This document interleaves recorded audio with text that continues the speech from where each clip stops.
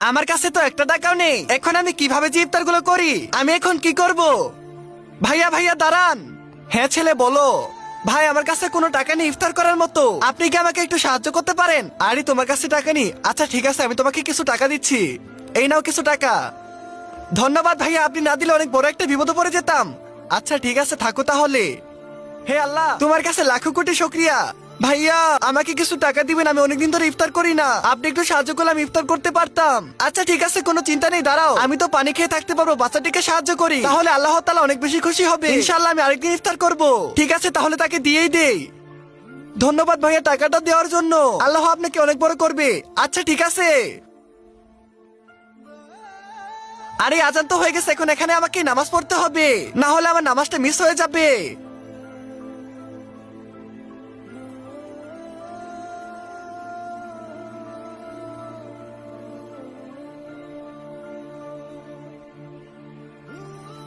হে আল্লাহ, আজকে তো আমি ইফতার করতে পারলাম না, তুমি আমাকে একটু বড় করে দিও যাতে আমি ইফতার করতে পারি। হে আল্লাহ, আমি তোমার কাছে অনুরোধ করতেছি সবাই যদি লাইক সাবস্ক্রাইব করে দেয়।